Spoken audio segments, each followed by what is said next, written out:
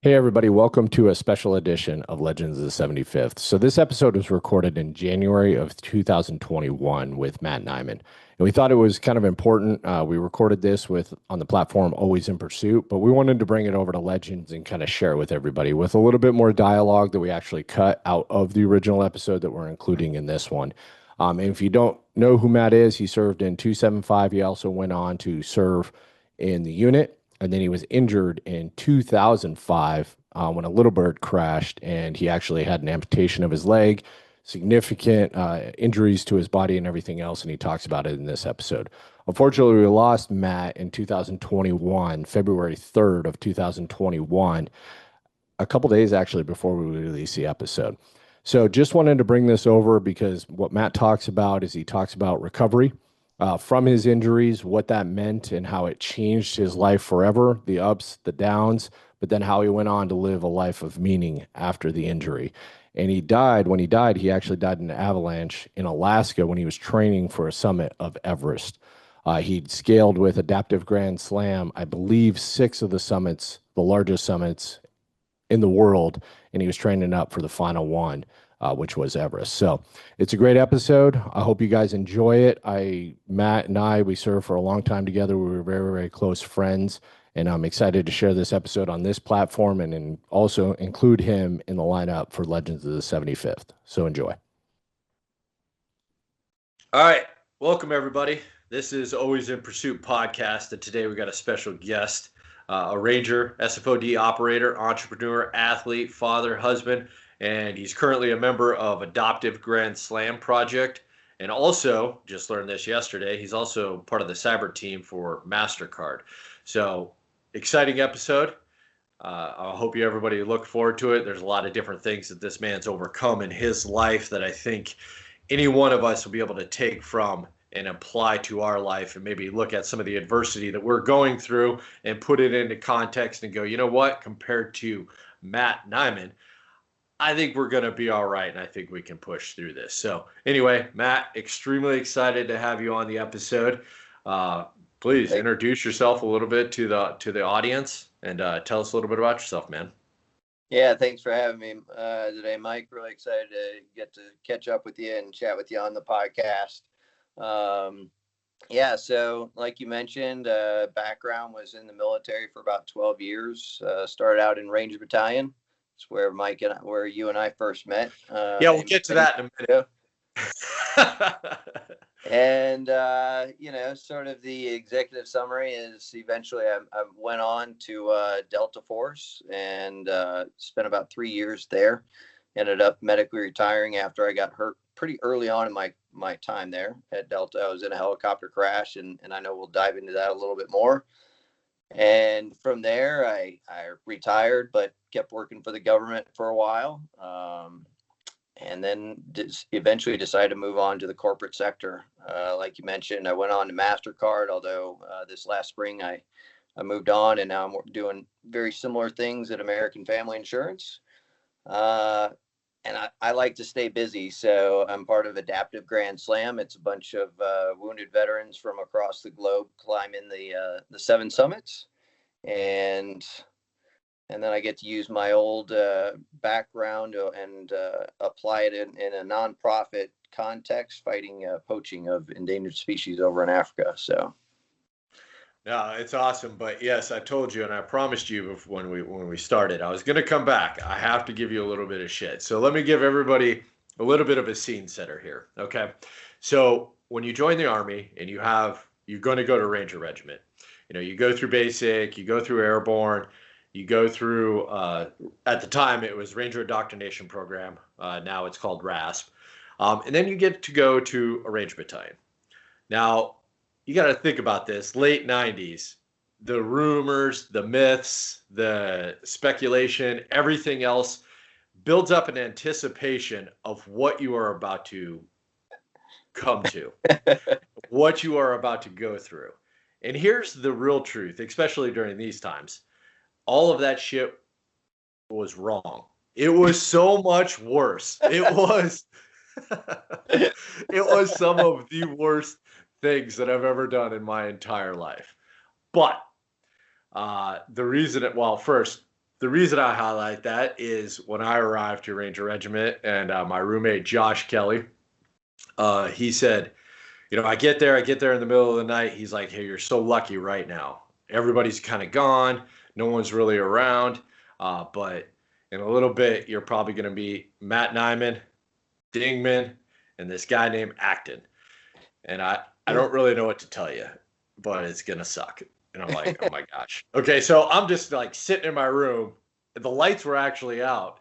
And I hear footsteps coming up the stairs. I see lights coming on in the hallway. And I hear Josh sigh and go, here we go. And the door just kick open. And I'll save everybody the gory details, but here's the truth.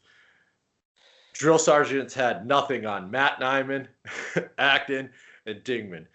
But those formative years, that time going through my life, made me realize a lot of things. Made me realize a lot of things about leadership, what really suffering really truly can be, and truly suffering can be, and a lot of other things. But Matt, I love you still, and I actually really do kind of appreciate that stuff, because Ranger School was nothing. A lot of the other things that I've done throughout my life have really been nothing in comparison to those. And it was all done out of love. Well, that's at least the lie that I tell myself so that I don't have PTSD and I struggle sleeping at night. So just stick with it. It was out of love, okay, Mike? Yeah, all right. Glad you didn't hold it against me all these years later. Well, there's a saying that sometimes you have to face your demons. I'm just kidding.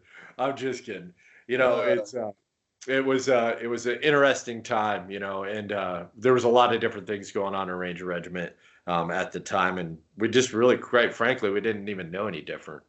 We all went through it. We all went through it together. But what was really interesting, and I have actually thought about this quite a few times, is when I came back from Ranger School, you were one of the first people that actually greeted me, and you said, "Hey, man, I'm really proud of you. Quite frankly, we didn't think you would make it, but I knew. But you did say, I seen the shit that you put up with, and if you could, and I knew if you could do that, you could make it through Ranger School. So, it definitely helped me a lot. But anyway, hey Matt, just kind of going back and talking about some of the things that you did, and I remember in Ranger Regiment, you're not what some would consider a genetic freak. You're not a big guy. You're actually you're not small. You're not like the shortest Ranger, but you're not what some would consider, kind of the genetic freak that they think of when they can think of Ranger Regiment and some of the other things that you've done. And you don't really have kind of an athletic background like others did too, kind of coming up. But, I even remember scuba school that you actually went through. I don't know if your ankle was fractured, but you had a pretty severe ankle injury. I remember when you actually went through pre-scuba and then scuba school. So, my kind of point, what I wanted to kind of talk to you about is that even in those early times before your major injury that you had that I know we'll talk about, what do you give the credit to of being able to make it through some of the things that you made it through? I think, in the end, it comes down to mind over matter and building up that mental resiliency and strength. And that's sort of a combination of things. One is I go back and, when my parents divorced when I was 12 years old, I was pretty much on my own, taking care of myself. And you mentioned I was small guy, not athletic build. I mean, that's an understatement. I was always the smallest kid. I mean, I didn't fully mature until I was roughly 20, 21 years old. So I think when I went into the Army, I was all of like 118 pounds. But, so I think I also had a little bit of something to prove to myself. Okay. But it's funny, when you talk about, all the hell that we, gave you and we all received ourselves when we got to Ranger Battalion, a lot of building up that mental resiliency and strength is to keep pushing yourself and pushing what you think you can achieve And it's all about, as a leader, whether, in that context, it's physical or something else, it's, from a business perspective, is pushing those boundaries enough that the individual, in this case it was myself, will stick with it and try to achieve it, but not so much so that it's unachievable. Because then as you continue to stretch those boundaries, it's, well, you know what, I did a 12-mile road march a couple weeks ago, so now I'm going to try 13, right? And you just keep pushing those boundaries of what you can achieve, so that you can fall back on those, right? So just like, you mentioned, if, you could take all the hell that you got prior to going to Ranger school, it makes it a heck of a lot easier, because you can sort of fall back on, well, you know what, this really sucks. However, it's been worse and I got through it. Yeah. So I think those are a couple of the sort of key things that help me. And then, as a little bit of a spin on that is going into it with a positive attitude that I can do this, right? It's if you go into it with struggling to whether or not you think you can achieve it, you're setting yourself up for failure right off the bat, I feel like. Yeah. Well, and I think that's a good mentality. And, sometimes people also, they just kind of have to push themselves to figure out what works for them. One thing that I've talked about it before, but, people would ask, for different things that I went through in my career and different things that I've done is, how did you keep from quitting? And my response was, oh, I quit. I quit a million times. I just never, ever said it out loud. But in my head, I'm like, I'm going to quit. No, you know what? I'm just not going to keep on going. But you just never ever say it out loud. But then you can always just. I really like how you said. You always, when you push the envelope, you have something to fall back on, and it's something to look back and say, I've had it worse, or I've done it worse, or if I can make it through that, I can make it through this. But what would you kind of tell people? Where to start. Maybe they just haven't had the experience because they're not in the military, or whatever they're trying to do, they're trying to pursue. What would you tell them to start? Well, I think the first place is you can always start small, right? If it's as simple as going to the gym, and normally you do 20 minutes on the treadmill, set yourself an objective of, okay, in the next year, in the next 2 years, I want to be able to run for an hour. And once you set that objective, then you sort of, build up a strategy about how you want to get there. And then put that thought of an hour away sort of mentally, so it doesn't sort of scare you off. And then focus on those intermediate objectives of, okay, by 3 months from now, I want to be able to go for, a 30-minute run. By, a year from now, I want to be able to go for a 45-minute run. And that's part of what's helped me, right? It's you look at some of the big mountains that I've climbed, and it can be a bit overwhelming if you try to think about what that sort of strategic objective is overall. You've got to do it so you can build up your plan and be prepared to successfully execute it. But it's pretty easy to get intimidated by it if you stay hyper focused on the at-large objective. So break it down into bite-sized chunks so that you can slowly build up, towards that objective, and build up your own sort of mental resiliency. When you're climbing mountains, you end up having these points along the mountain that you camp at, and you end up staying there for about 3 days, usually, as you then go back down the mountain to get your stuff, bring it up, and then forward carry it the next day, and take a break.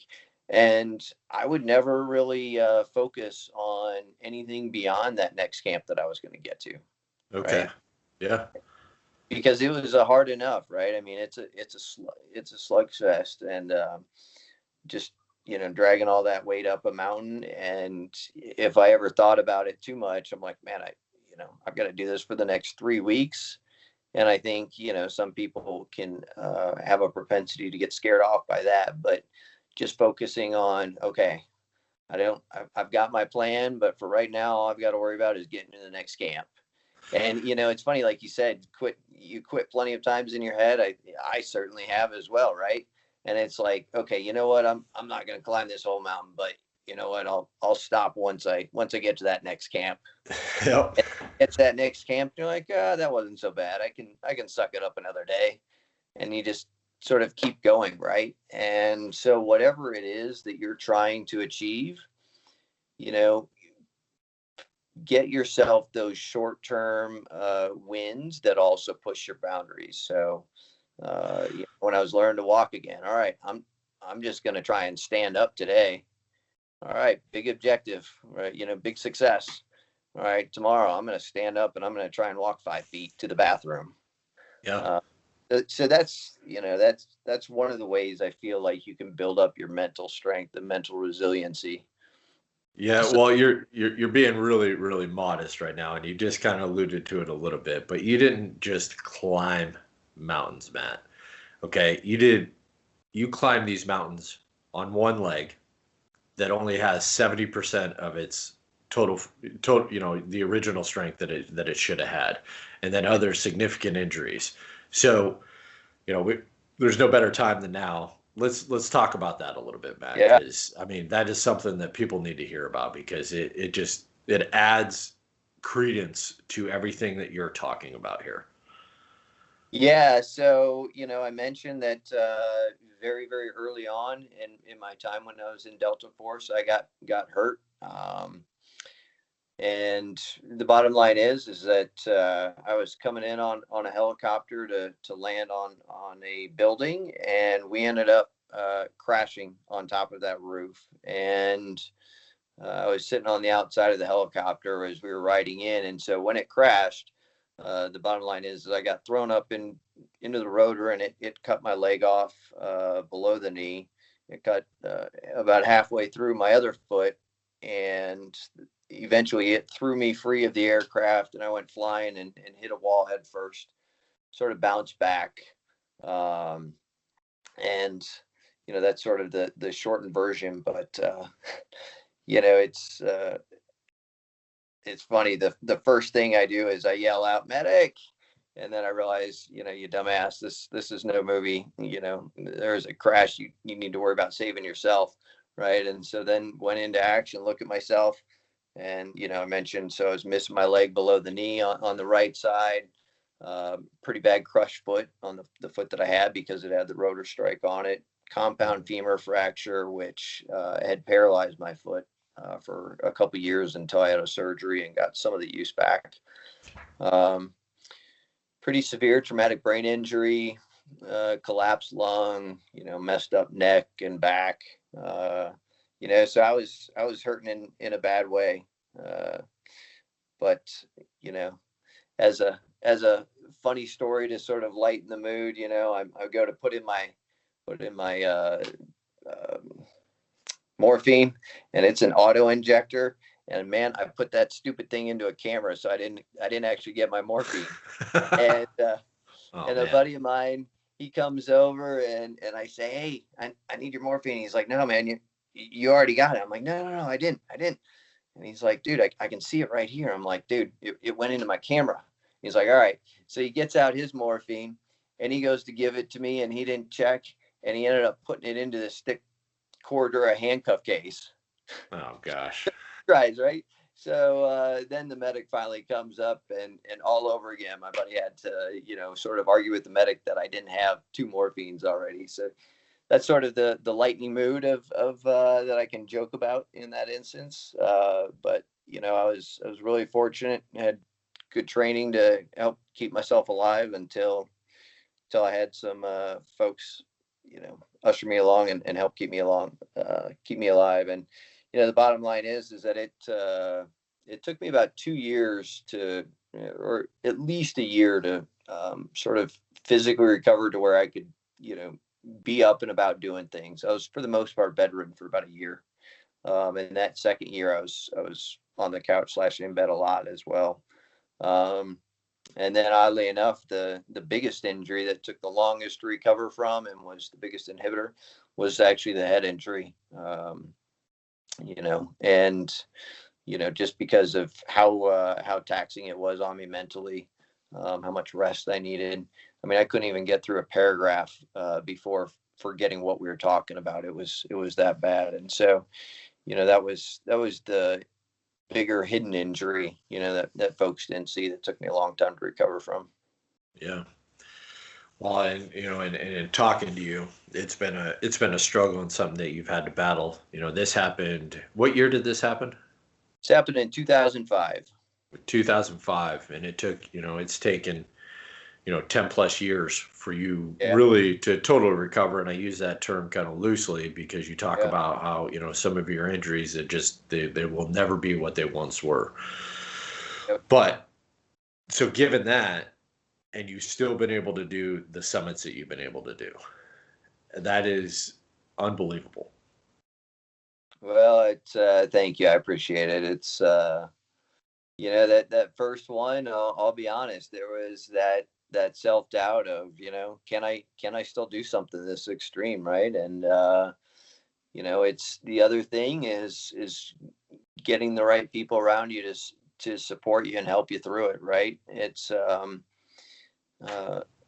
I was pretty fortunate that I was able to join a team of folks of other wounded veterans, and we all had different injuries. And so, for me, going up the mountain, having that team there, had a little bit more help carrying some of the gear, right? Because between your ruck and your sled, you're carrying about 110 pounds of gear, and had a team with folks that were willing to take a little bit of that weight off me, since I hadn't ever climbed and I didn't know, can I do it? Can I can I carry the weight that needs to? Can I keep up with folks? There was definitely a little bit of that self-doubt, but that's, going into it, it's, I'd rather go in and try something and fail than to just never try it at all. Right. And that's the other thing is don't be afraid of failure. Right. Because in the end, and in that instance, the first mountain I tried to climb, I mean, I ended up getting altitude sickness and just about dying and having to get evacuated. So I didn't make the summit, but I didn't consider it a failure. I mean, in the end, I got up to 17,000 feet and found out, hey, I can still do some of these things. I've got to adapt. I've got to do some things different. But overall, I can succeed. And having that team of folks around me to help give me the confidence to take it on and help me out, right? And vice versa, then I helped in my ways to where their shortcomings were, right? It's no different whether you're talking the business world or military or sports. It's all about using the strengths of the individuals for the collective team, right? Yeah. So, the summits and some of the other things that you've done have obviously helped you in the path to recovery and given you something to focus on and something to get better.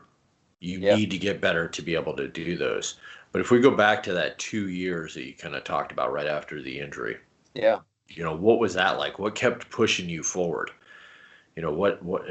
How did you make it through that, very, very difficult time?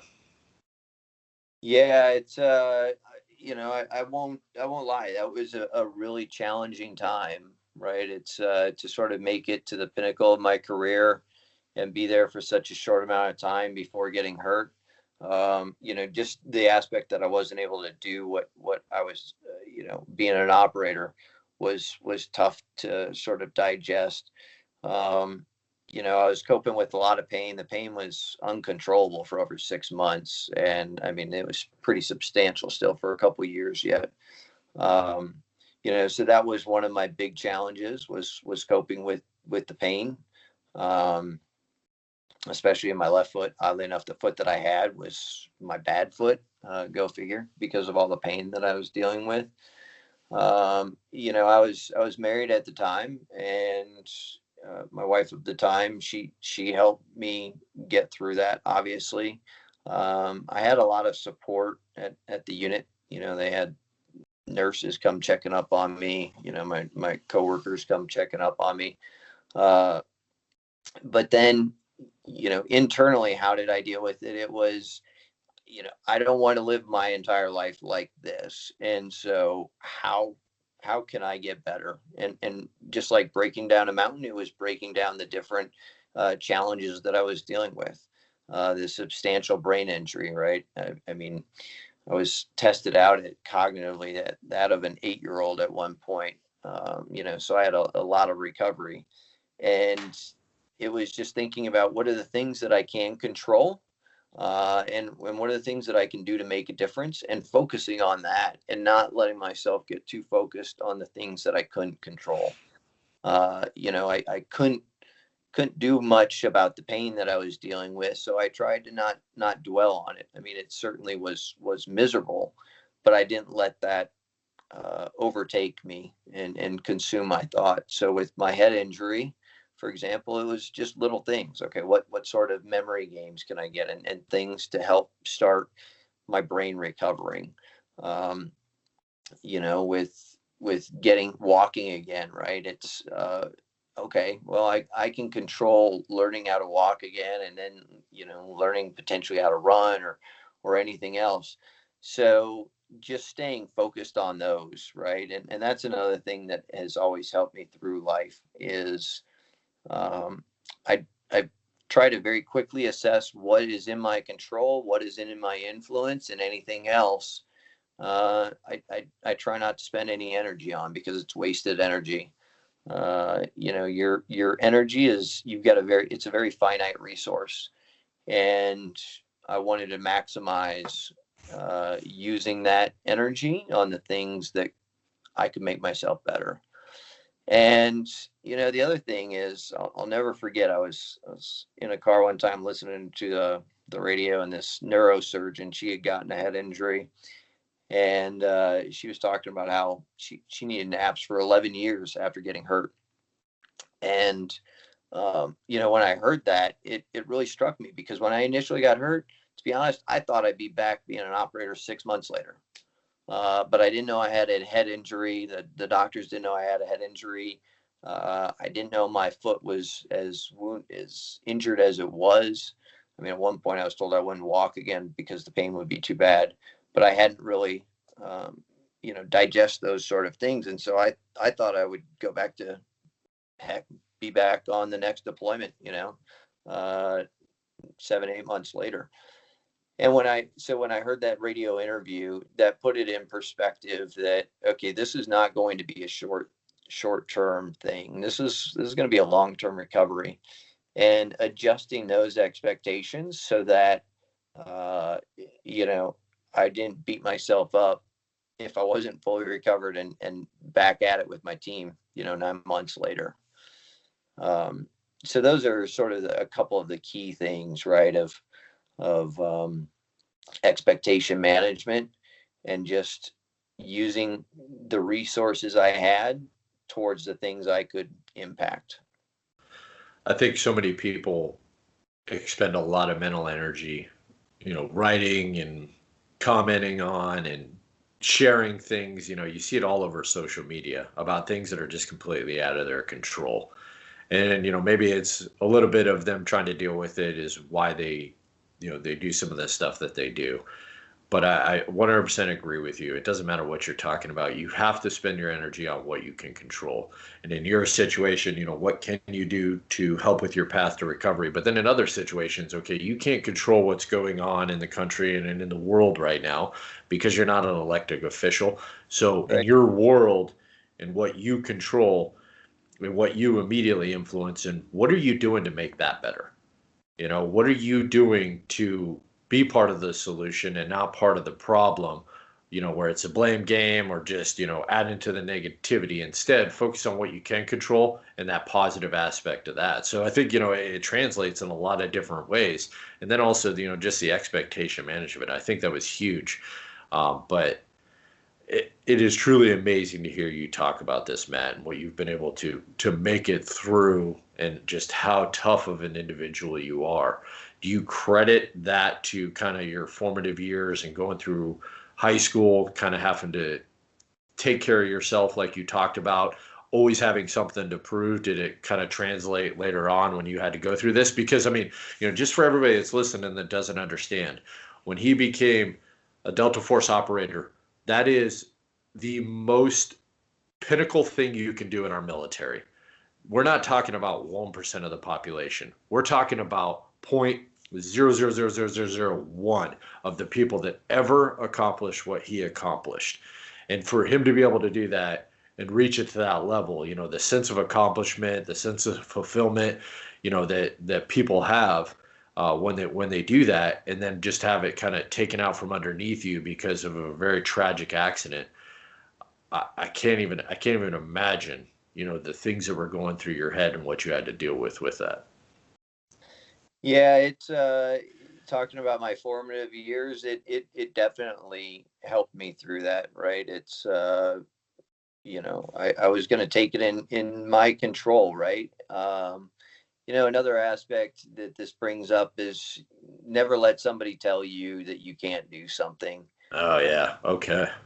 You know, I briefly mentioned I had a doctor tell me that I was never going to walk again, probably not even stand again because the pain would be too bad in the foot that I still had.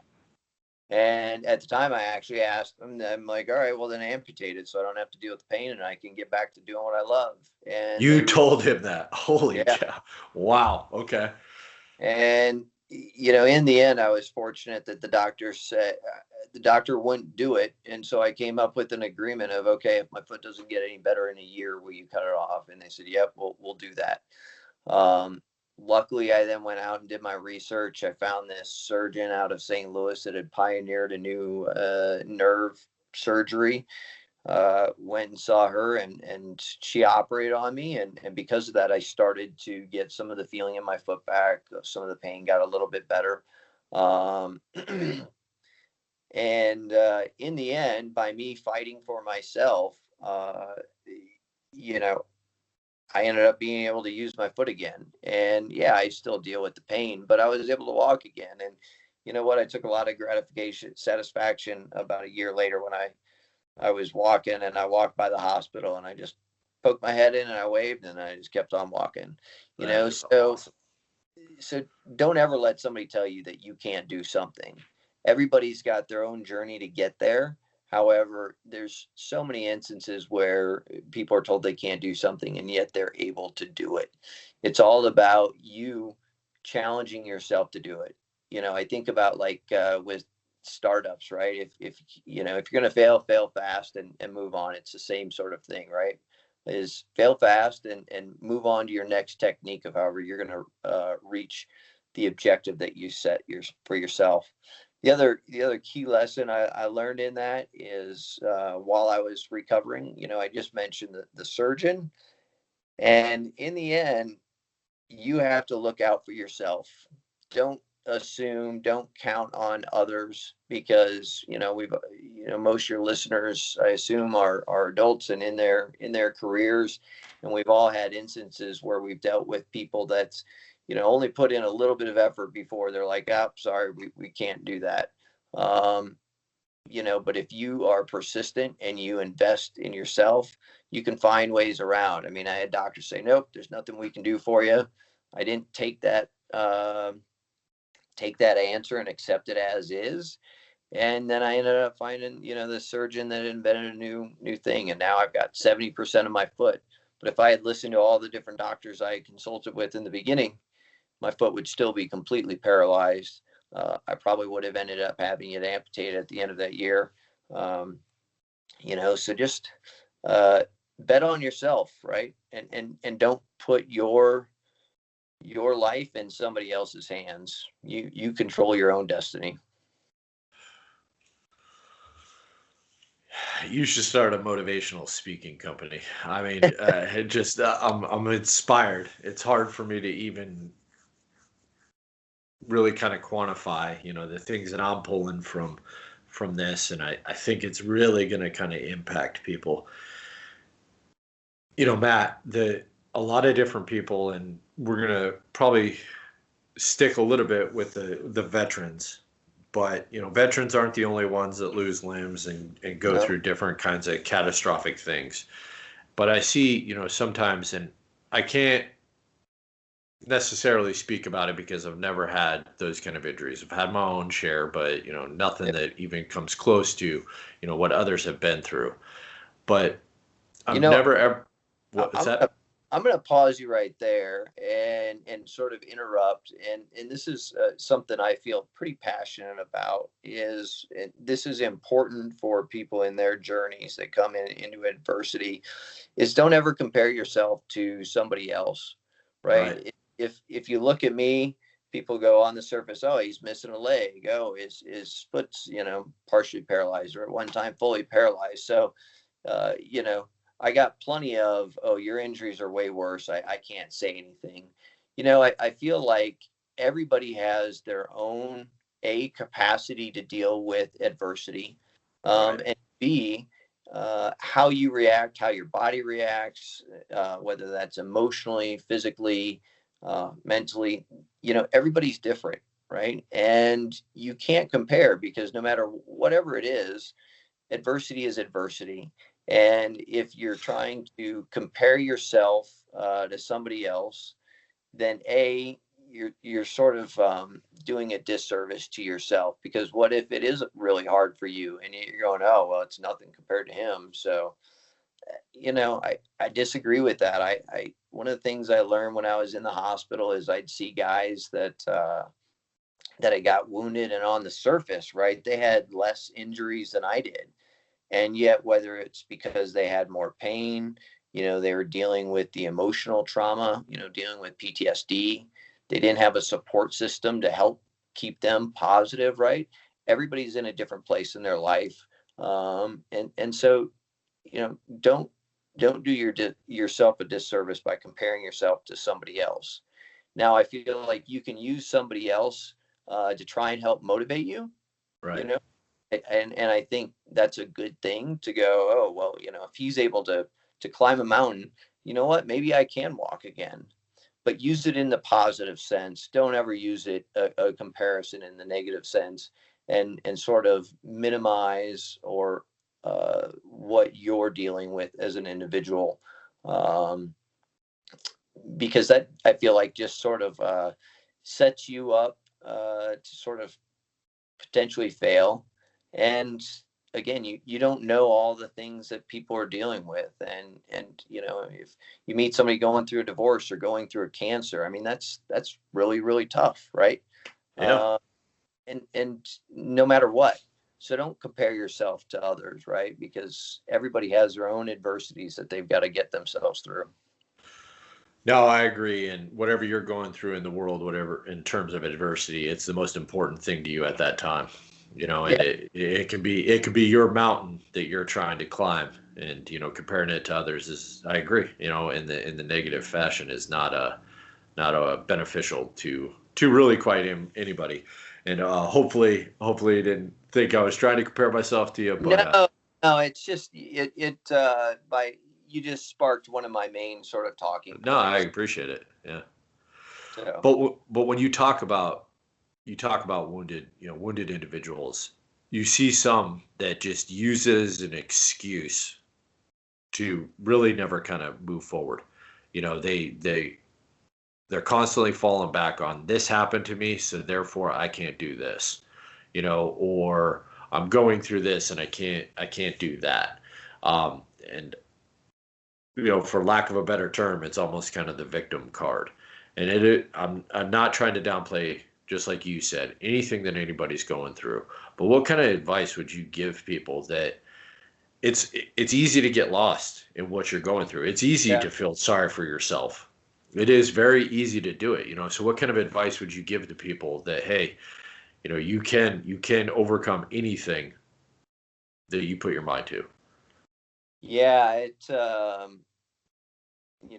there's a balance, right? Of don't, the point that I just made with what we're talking about now, and I feel like that is very, very important.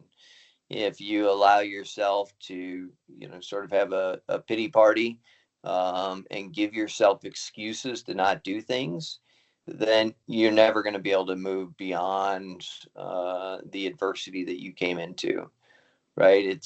I could have easily went on and just lived off of my military, retirement, and called it a day. Um, but that wasn't good enough for me, and I had to figure out, okay, what can I do? right? And where can I make a difference? If I'm not going to be an operator anymore, what can I do for a career, and keep myself engaged? And uh, I do think that it's important to not give yourself an excuse out of doing things, and sort of have a pity party. I mean, every now and again, when you go through adversity, you might have it, but make it very, very brief, and then put it in a box and move beyond it. Right? Don't let that dominate your day / your time, because it is self-limiting when you do that. And you know, as sort of a side benefit, when you don't give yourself that excuse out, and you find, what can I do, under the context of whatever somebody just went through. In my experience, a lot of people will admire that and want to help you out in your journey, because they see the adversity you've gone through, and that you're trying to, move on. It's I didn't want to leave, being an operator, but with my head injury and with my left foot as bad as it was, that was out of the cards. Uh, Granted, it took a while, but okay, what else can I do that I can find some enjoyment and satisfaction? Now that was a question that was pretty hard to answer. Not gonna lie, it took a good bit of time to sort of figure that out. Um, but yeah, I feel like if you take that attitude of giving yourself an excuse out, you've doomed yourself to be mediocre in life. Well, you've accomplished, the easy excuse could have been the physical limitations that you had and not doing some of this stuff, but you've done things that people that are more than physically capable and have everything going for them still have it. But then you also, you didn't really stop there, and you talked about some of the struggles you had after the brain injury, but you've really started to use your brain to get into sectors that when you talked about them, you didn't think you would be involved in, but really doing some amazing things. So kind of talk about that and how you got into some of the projects you're working on now. Yeah, well, so I ended up moving on, and after I got out, I went up to the strategic headquarters, and I found that I was able to still show value, right? Having that background as an operator was a good perspective to bring into that organization, because there's plenty of folks like me, but it wasn't the dominant. And starting to manage some of the programs, some of the money and policy around certain programs, and to be able to give that perspective coming from the subordinate unit.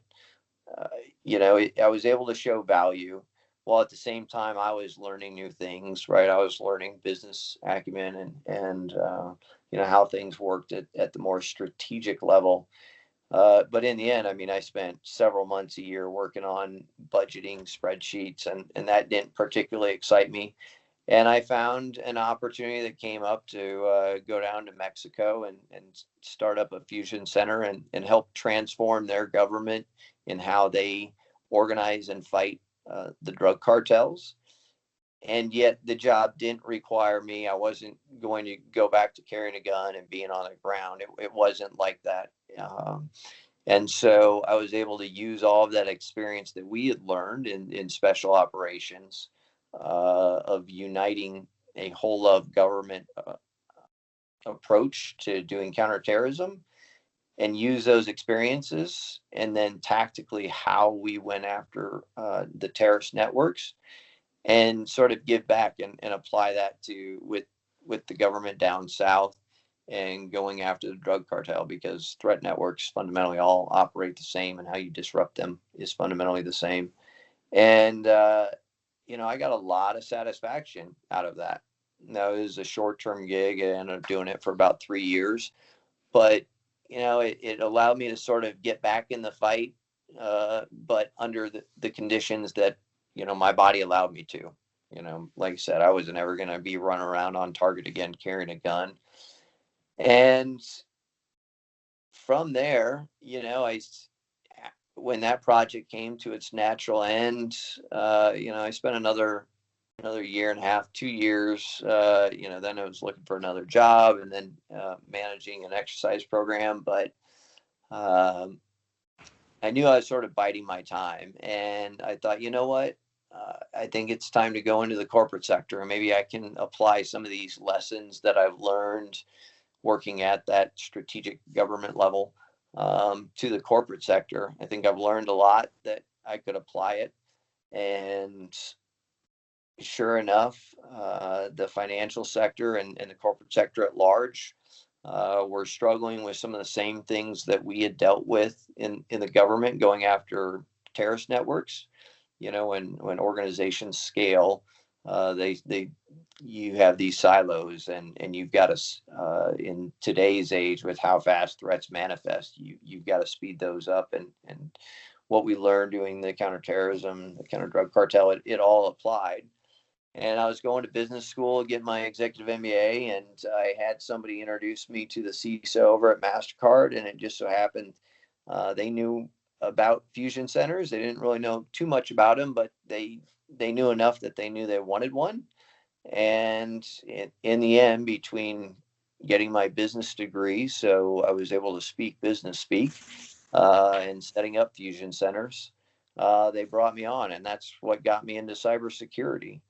And I took a chance on myself. I wasn't deep in cybersecurity. I knew a little bit of things, but not a ton.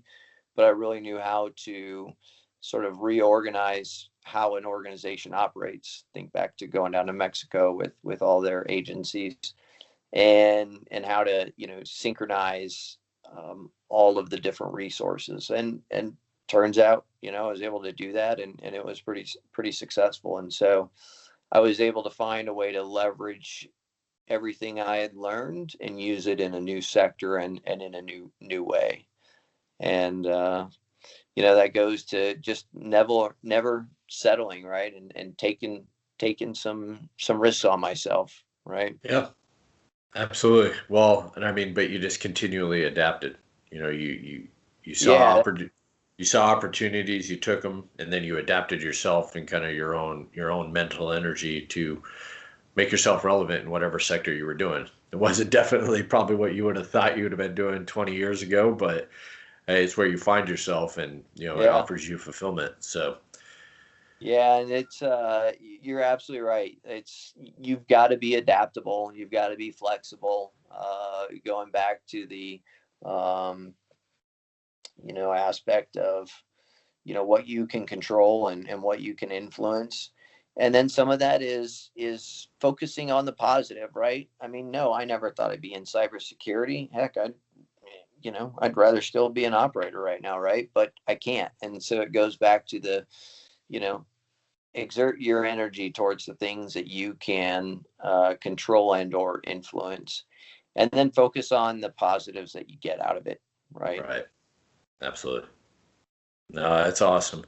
I appreciate you sharing that. So what all do you do now with American Family? Like, what's a typical day involved that you do? And you can talk about whatever you want, Matt, if you can't talk Yeah. about some of it. Well, the bottom line is they brought me in to establish a cyber fusion center, and that effectively is the operations aspect of cybersecurity for the organization. And so it's looking at the threat landscape, and making those quick decisions on what is the risk, and then bringing all of the resources to bear to either prevent, mitigate, or recover from one of those risks. So standing up a fusion center to reach sort of full maturity takes no less than 18 months. So it takes quite a while. To get all of the right resources in place. And so some of the things I'm building up new business units, building up, cyber threat intelligence capabilities, building up incident response. while at the same time building out what that fusion center model looks like to bring all of the right teams together. And fundamentally, it's all about creating a shared consciousness and purpose across the organization for whatever your mission set is. Um, I've only been there about 4 months now, so it's still fairly early on in the process.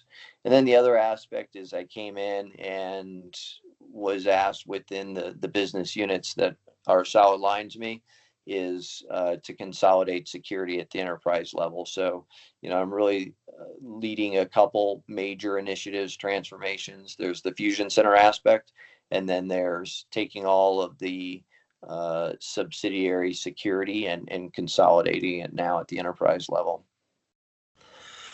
Wow, sounds sounds pretty amazing. Sounds like you're managing quite a bit of stuff. And I remember seeing one figure that how many attacks happen within a year time frame, and it was in the millions of attacks.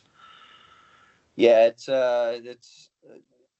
nonstop, right? The threat landscape, the volume is high, the rate of it is high, and so you've got to establish a security program that you can automate as much as possible because the volume is insane. And then for the things that you can't automate, you've got to set it up to where you can respond with all the right resources with urgency in order to mitigate those threats. And so yeah, they showed some pictures of the fusion cells, and it looks vaguely familiar from jocks, operational centers overseas. very much so. Very much Yeah. so. It's surprising how much of an overlap there is, right? It's because I mentioned earlier, it's fusion centers. They solve for a couple problems. They solve for when organizations and/or networks scale, and there's trouble in the communication and the synchronization of resources. And then with the threats that are out there, right? It's nowadays the threats, they're enabled by technology, and it brings folks together that previously couldn't be brought together and execute attacks.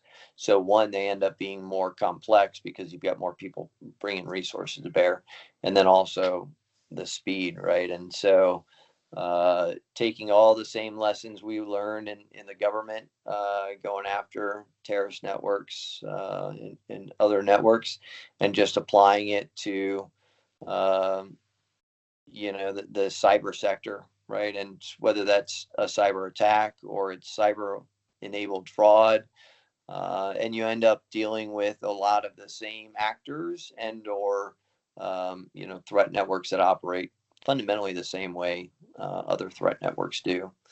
There's plenty of reporting on how North Korea attacks the financial sector and conducts fraud against it, right?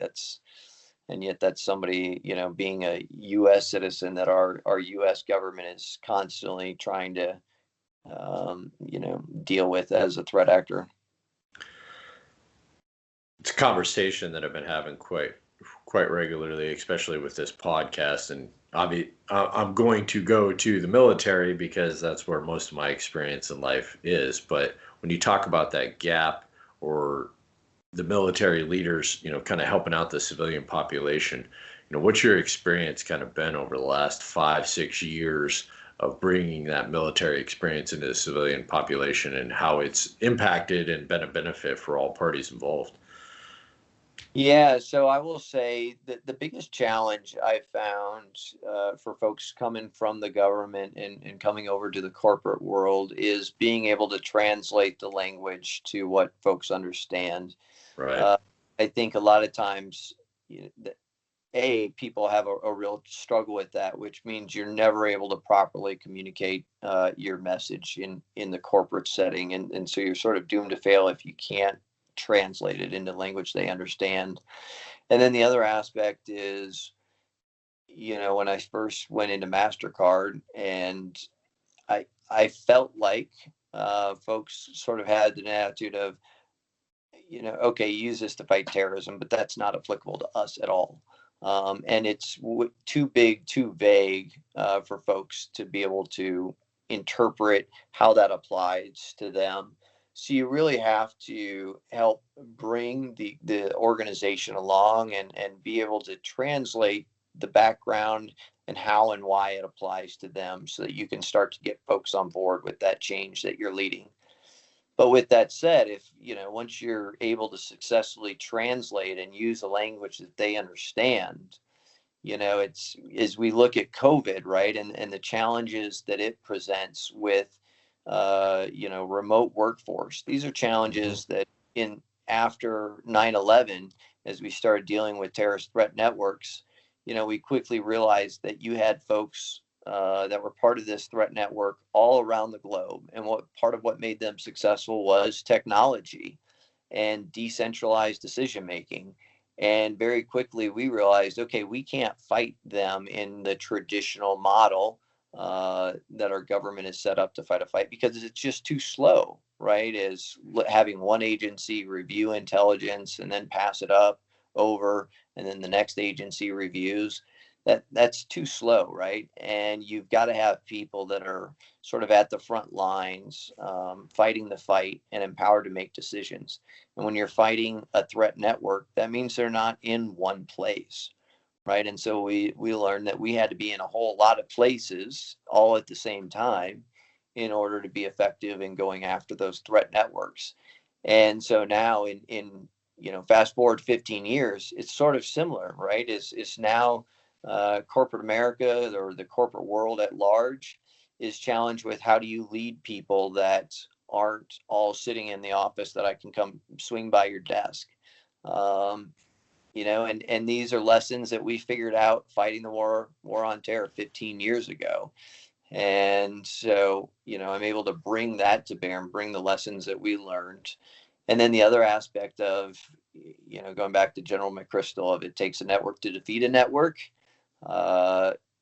bringing the corporate world along when they're dealing with threat networks. And that's certainly what we're dealing with now. Being able to articulate the value proposition of expanding the network, why it behooves us to work with others in the industry. And then, like any change management process, transformation, when you're bringing them along, is you find those quick wins, you celebrate them, and as you continue down the journey, right, you just sort of follow that change management process to bring folks on board, right? Yeah, it's something that a lot of people don't do well. And I think you've been able to do that really well and add huge benefits to everything that you've been a part of since, kind of exiting the military.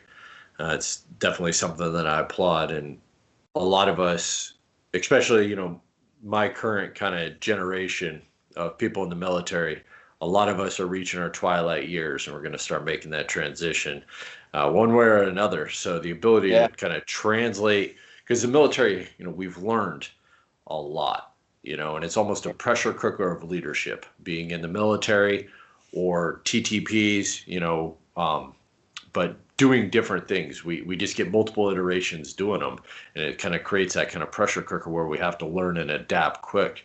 But being able to take that stuff and translate it in the civilian world is something that we need to get better at, and then also at the same time, not always falling back on a military analogy, because you can lose people when you do that too much as well. Very much so. That's, that was what I found challenging when I went in at MasterCard, is me being brand new in the corporate world, I didn't have examples to relay to folks of what I was doing that were near and dear to them. And so in the beginning, the examples the stories I could share, that goes back to, I was challenged by, they just kept thinking, yeah, but that doesn't apply to us. Right. And it wasn't until I started to get some quick wins, right, that I was able to, speak to a story that resonated with the audience. Now, what I did find is,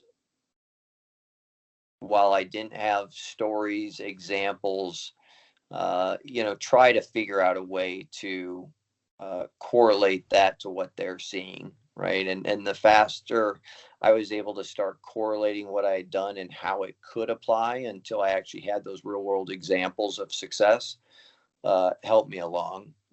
And it sort of help with the expectation management of the business units and the leaders I was engaging with, and it helped get them on board as far as, okay, I think I can see the vision that you're talking about and why this can help.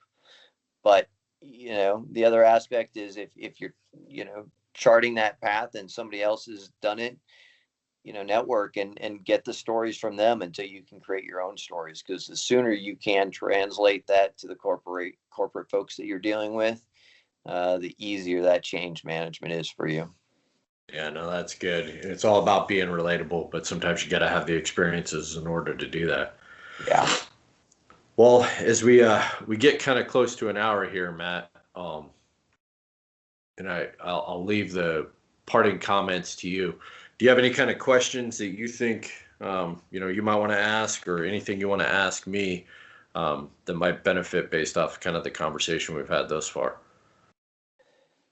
Well, I mean, you've had a remarkable career, and you're a very senior leader in the military, right? And leading quite a lot of folks. I mean, Yeah. so I'd sort of toss it back to you. Some of the same vein is, what have you seen that is successful in helping people deal with adversity? Whether it's your own example or from leading folks over the last 2 decades.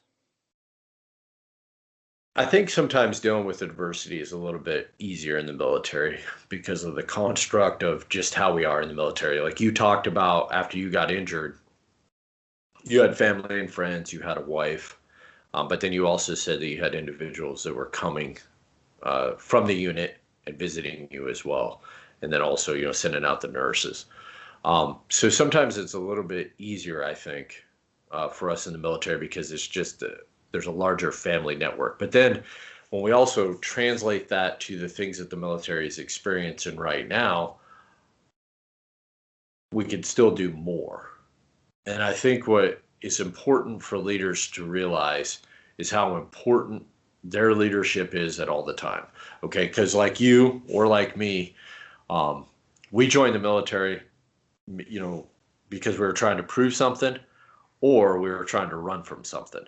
And in both of those both of those apply to me. I was running for something, and I had something to prove to everybody, but most importantly to myself. And the point is that what happens with that, and especially what happened with me, is when I came into the military, I severed ties. I didn't really have people that I could fall back on, family. And for a while there, I really isolated myself from a lot of different people. The military became my family. Yeah. And my point is that a lot of people come to us like that. And I'll give you an example. And I've used this example before. When I first took over 2nd Squadron of the 2nd Cavalry Regiment, one of the first things I did was kind of the address to the NCO. So I pulled in everybody from the entire squadron. And then I kicked out all the E4s and below, so specialists and belows. So, specialists to privates. I asked them to leave, and I just kept the NCOs and all the leaders. But before I did, at random, I just said, hey, I picked 3 different people. And I asked them just to come up on the stage. And after everybody cleared out, I just went through all 3 of them, and I asked them, hey, why did you join the Army? Why did you join the Army? And I'll never forget. I can't remember what the first individual said, but I'll never forget what the second individual said. The second individual, he goes, I joined the Army because I wanted to show my sisters and my mom what it meant to be a man. And I knew if I joined the Army, I would have good male role models that could teach me how to be a man, to be a father, a husband, a son, and a brother, because I grew up without a father. And I did not plan it. I didn't expect it. And it really kind of overtook everybody in the entire room, because my point and what I wanted to try to highlight to the group, not knowing that he was going to say that, and it just completely took everything over. But what I wanted to show is that people come to the Army looking for something. Yep. And they rely on their leaders to take care of them. They rely on their leaders to show them not only how to do Army things, but then also kind of how to live life. Yeah. And you have to remember that responsibility. And then also, just like being a father or being a wife or anything, it's 24/7. It doesn't exist within the confines of 09 to 5 o'clock. It's all the time. And, going through the things that we're going through as a country, as a military, as a world, just kind of remembering that because, I think you highlighted it really well, Matt, and you talked about it better than I could have. You have no idea what people are going through. And it might seem insignificant to you, but to them, it's the most important thing. It's the hardest thing they've ever dealt with in their entire lives. And you've got to be there for them, and you've got to help them through that. And that part has really also the answer to, a little bit of what you talked about as well. That's why I keep on kind of continuing through the military, is being able to highlight that message and being able to talk about that, and that understanding of that helps other people, and it helps other people and it impacts other people. And it's also the reason I started this podcast too. Yes, the idea is talking about always being in pursuit and talking to guests that are just pushing forward in significant ways in their life, not always in leaps and bounds, but sometimes they're crawling, and that's okay.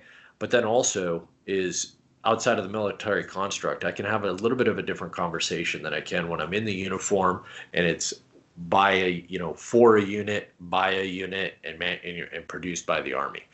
I'm a little bit freer to have the conversations that I want to have, Yeah. So, I'm going to segue that then into my next question for you is, when you're going through a big adversity in your life, I feel like the quicker you can identify that you're going through a significant stressor, and coming up with a plan to try and mitigate that stress and keep it in check so that you don't sort of spiral down and out of control. How do you do that? Or do you do that? It's crazy is that I do the exact same thing that you talked about. There's always the initial stress, especially when it's something that just totally catches you off guard. You weren't expecting that. So once you get through that kind of initial, oh my gosh moment, I do the exact same thing that you talked about. I unpack it and I go, what can I control? There's some elements to this. There's nothing I can do about. But I can control, one, how I deal with it. But then there's other things that is part of the solution to this and to solving the problem. There's things that I can control. So where do I start? And it's just natural human tendency. Let's start with the easiest thing, whatever it might be. Let's do the easy first, and then we'll start handling the complicated. And a little bit of that is the military. That's kind of how we do it as well. But that's how I look at it. And then I also look at the people, and this is something that I've had to learn to do, quite frankly. It's not something that I've always done, is who can I rely on? And for a very large part of my life, I didn't feel I had people that I could trust and I could really rely on. I felt like I needed to kind of handle things by myself, one, because I didn't trust people, but then also two, I didn't want to burden people. And what life has taught me is that you need people to help you. And in fact, a lot of situations, they want to help you and they're just waiting for you to ask. Because while you might think that you're keeping everything below the surface and it's non-apparent to everybody, the people that know you well, they're like, oh, I know. I knew you were going through some shit. I knew you were dealing with a lot. I just didn't want to impede on your ego. So I was waiting for you to ask. And then when you ask, there's always that help, and there's something that can be found through that process. Yeah, you're spot on. You've got to find you have to get over yourself. You've got to get over your ego. That was something that I struggled with. It took me a while to get over my own ego. But it's funny, I mean, you sort of mention it with why people join the military. There might be an aspect of running to it for something, but there's usually an aspect of running away from it as well, right? And And I think that's a lot of folks. If you don't have a fantastic family support network for a lot of people that go into the military, but that lack of family support isn't obviously limited to just people that go in the military. And so it's, creating that close circle, sort of that new family, so to speak, and folks that you can trust, and folks that you're able to get over yourself and accept the help. I Yeah. mean, I got help from a lot of folks when I went through my injury, and I undoubtedly would not be where I'm at today without the help that I got from all of those folks. No, it's amazing, but it also speaks to your intestinal fortitude that you have as well, Matt. So what would you kind of tell people, that are facing just catastrophic setbacks? I think, A is, like we just mentioned, is, find the folks that you can trust, and, let them help you, whatever that is, whether that's emotional support, physical support, whatever that support is, let folks in, to assist you, because those that are closest, usually do want to help you. Um, Two is, uh, set yourself some objectives. Set a big one, but then set those intermediate objectives of how you get to that long-term goal, and go for it.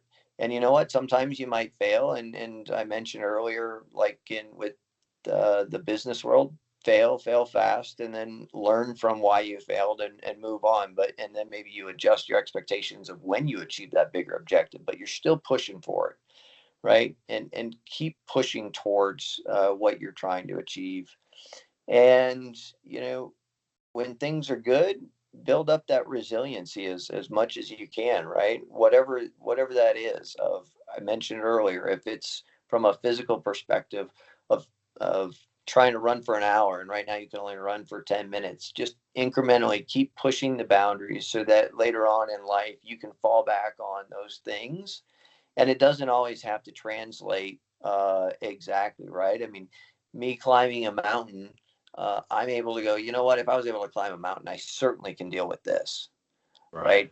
If in the corporate sector, if there's a big cyber attack, I'm able to go, you know what, guys? Nobody's shooting at us. It's not that stressful. Yes, Yeah. it's bad, but let's keep this in context. There's worse things in life that could be going on right now.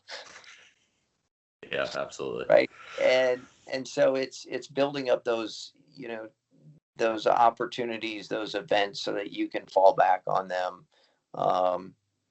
And it's funny, the other aspect of going on my climbs is that it also gave me time and space away from everything and everyone, to really reflect on where I was and where I wanted to go.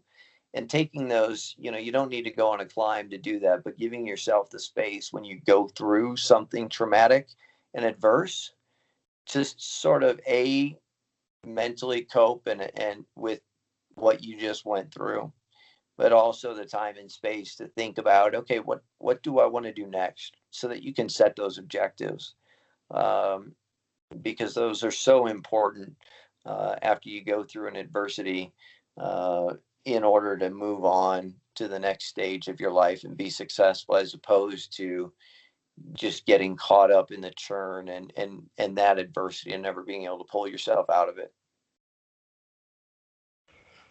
Well, I appreciate it. Amazing discussion. And I am so thankful for everything that you just shared. And I think people will take a lot away from it. So, Matt, just want to thank you again, my friend. Thank Love you. having you on the podcast. This is Always in Pursuit podcast with Mike Burke, signing off.